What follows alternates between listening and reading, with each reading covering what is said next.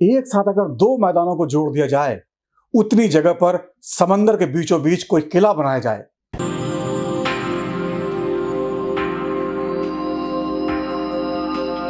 उन्नीस सौ 71 के भारत पाकिस्तान युद्ध के बाद की इस तस्वीर को देखकर हर हिंदुस्तानी के रोंगटे खड़े हो जाते हैं।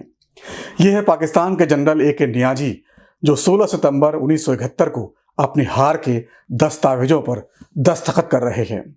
वैसे तो यह जीत तीनों सेनाओं के शानदार तालमेल से भारत को मिली थी, लेकिन जिस एक चीज ने युद्ध का नक्शा पलट के रख दिया था, वो था समंदर में हमारा युद्धपोत INS विक्रांत।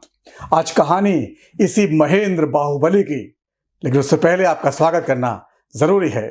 नमस्कार, मैं हूं नवीन पांडे और स्पेशल खबरों के शो नवीन निष्कर्ष में आपका बहुत बहुत स्वागत है। दोस्तों, आप जानते हैं कि फुटबॉल खेलने का मैदान बहुत बड़ा होता है। एक साथ अगर दो मैदानों को जोड़ दिया जाए, उतनी जगह पर समंदर के बीचों बीच कोई किला बनाया जाए। इस किले के अंदर वो सारी हाईटेक चीजें लगाई जाएं जिससे दुनिया की कोई भी सेना इस पर हमला करने की जरूरत न कर सके। फिर चलता फिरता किला हिंद महासागर और अरब सागर के बीचों बीच जहां जरूरत पड़े हिंदुस्तान की हिफाजत के लिए खड़ा कर दिया जाए। अगर कभी चीन अरुणाचल प्रदेश की ओर से हमला करने की जरूरत करे तो यह किला वहां पहुंच जाए और चीन की ओर से मिसाइलें तान दे। पाकिस्तान के कराची बंदरगाह के पास खड़े होकर तोपें चलवाने लगे तो समझिए हिंदुस्तान की ताकत कितनी बड़ी हो जाएगी। कुछ ऐसा ही होने वाला है 2 सितंबर को। यह है समंदर में भारत की ताकत INS विक्रांत 2.0। हम इसे बाहुबली क्यों कह रहे हैं? एक INS विक्रांत भारतीय सेना में पहले था, जिसे 1997 में रिटायर कर दिया गया था। उसके बाद अब दूसरा तैयार किया गया है। इस बीच केवल एक ही एयरक्राफ्ट है हमारे पास, जिसका नाम है INS विक्रमादित्य, जो इस समय काम कर रहा है। 1971 की जंग की बात हुई थी। उस समय INS विक्रांत ने अपने सीहॉक लड़ाकू विमानों से बांग्लादेश के चिटगांव, कॉक्स बाजार और खुल्ला में दुश्मन के ठिकानों को तबाह कर दिया था। भारतीय सेना ने विमान वाहक पोत के जरिए पाकिस्तानी सेना में इतना खौफ भर दिया था कि उसकी एयरफोर्स ठीक से लड़ भी नहीं पा रही थी। INS विक्रांत को रास्ते से हटाने के लिए उस समय पाकिस्तान ने अमेरिका से एक हाईटेक पनडुब्बी लीज पर ली थी, जिसका नाम था PNS गाजी। पाकिस्तान ने कटप्पा की तरह PNS गाजी को भेजा ताकि हमारे अमरेंद्र बाहुबली को रास्ते से हटा सके, लेकिन ये फिल्म नहीं, असली कहानी थी। गाजी निपट गया। यही वो बाहुबली था जिसने पाकिस्तान को घुटने टेकने पर मजबूर कर दिया था। कमजोर और बीमार होने के बाद 31 जनवरी 1997 को इसे सेना से ससम्मान रिटायर कर दिया गया। 31 जनवरी 1997 को नेवी से रिटायर होने तक 36 सालों में INS विक्रांत ने देश की बड़ी सेवा की थी। इसलिए रिटायर हुआ तो इसको म्यूजियम में बदलने की बात चली, लेकिन फैसला नहीं हो पाया।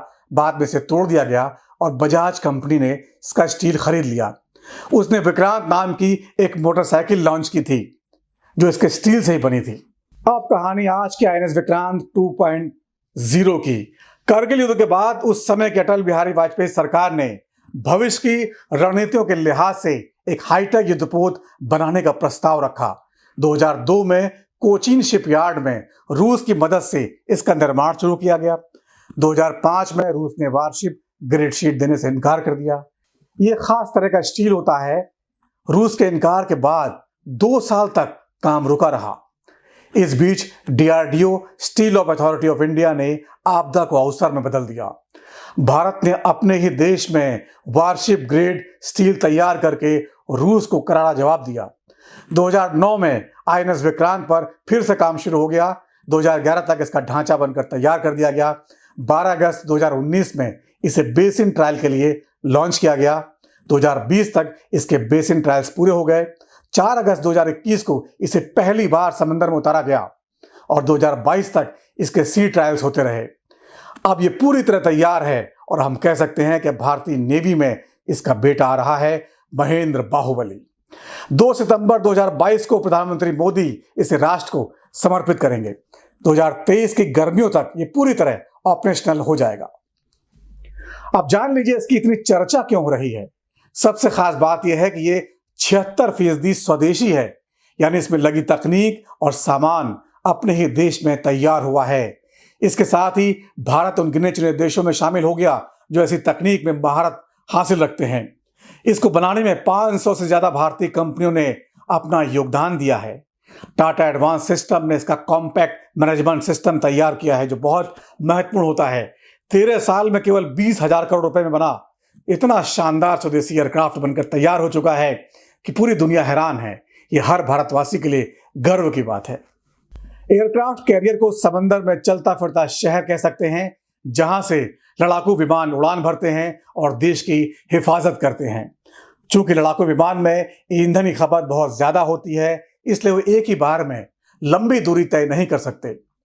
ऐसे में समंदर के बीचों बीच उनमें ईंधन भरकर उनको हमला करने के लिए भेजा जा सकता है। आमतौर पर डेक पर जहाजों के टेक ऑफ के लिए 3000 मीटर की एयर स्ट्रिप बनाई जाती है।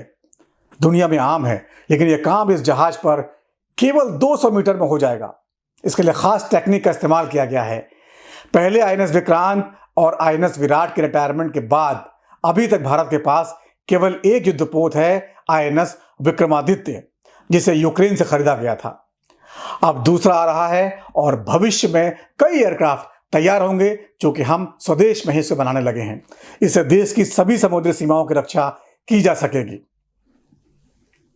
अब जान लीजिए पहली बार भारत में युद्धपोत कैसे और कब आया था, क्या है इसकी कहानी। भारत जब आजाद हुआ था तब देश की नेवी उतनी मजबूत नहीं थी। उसको ताकत देने के लिए साल 1961 में नेहरू सरकार ने एक विमान वाहक पोत खरीदा। ब्रिटेन में इसका नाम HMS यानी हर मजेस्टी शिप हरकुलस था। यह ब्रिटेन के मजेस्टिक क्लास का पोत था, जिसे साल 1945 में ब्रिटिश नौसेना की सेवा में शामिल करने के लिए तैयार किया गया था। जहाज को युद्ध में भेजा जाता, इससे पहले ही सेकेंड वर्ल्ड वॉर खत्म हो गया। फिर साल 1957 में इसे भारतीय नौसेना को बेच दिया गया। आयरिश, हारलैंड और वोल्फ शिपयार्ड में भारत के हिसाब से इसमें बदलाव किए गए थे और 4 मार्च 1961 को इसको भारतीय नौसेना में शामिल कर लिया गया। उस समय इसका नाम था आईएनएस विजय लक्ष्मी पंडित, लेकिन बाद में इसका नाम आईएनएस विक्रांत कर दिया गया, जिसका मतलब होता है अपराजेय। इस पोत को 2 महावीर चक्र और 12 वीर चक्र मिल चुके हैं। अब आईएनएस विक्रांत का जो नया वर्जन आ रहा है, समझ लीजिए वो इतना हाईटेक, इतना जबरदस्त है। अब इसकी उन खूबियों के बारे में समझ लीजिए जिसने चीन और पाकिस्तान को डरा दिया है। ये पोत 262 मीटर लंबा और 62 मीटर चौड़ा है। इस युद्धपोत की स्पीड 28 नॉट मील की है और एक बार में 7500 समुद्री मील तक का सफर तय कर सकता है।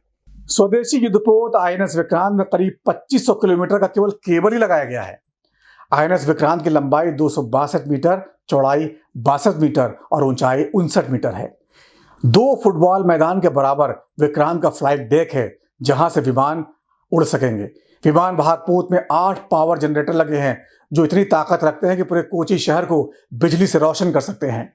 जहाज के अंदर अगर आप इसके गलियारे में घूमना शुरू करेंगे तो आपको 8 किलोमीटर तक चलना पड़ेगा, यानी आप किसी शहर में चल रहे हो ऐसा लगेगा। इस युद्धपोत में 2300 कमरे बनाए गए हैं, जिनमें 1700 कर्मचारी रात दिन काम करेंगे, यानी एक बहुत बड़ा ऑफिस की तरह होगा ये। दोस्तों, यहाँ एक बात बहुत जरूरी है। अटल बिहारी वाजपेयी सरकार ने इसको मंजूरी दी थी, लेकिन बाद में इसका काम दूसरी सरकारों ने किया। बीच में बहुत सारी अड़चनें आई, इसलिए इतना लंबा समय लग गया। लेकिन मोदी सरकार ने सभी अड़चनों को दूर करने में खासी दिलचस्पी दिखाई। तो हर भारतवासी के लिए गर्व का वो दिन आ सका जब प्रधानमंत्री मोदी देश को हमारे बाहुबली की सौगात देंगे। भारतीय सेना में इसके शामिल होने को लेकर चीन की मीडिया लगातार खबरें चला रही है और वहां की सरकार इस पर लगातार नजर गड़ाए हुए है। लेकिन दुनिया देखती रहेगी और भारतीय सेना इसी तरह बाहुबली से महाबली बनती जाएगी। इस बारे में आपका क्या कहना है? अपनी राय कमेंट बॉक्स में जरूर रखें। हमारे चैनल को देखने और सब्सक्राइब करने के लिए आपका बहुत बहुत शुक्रिया।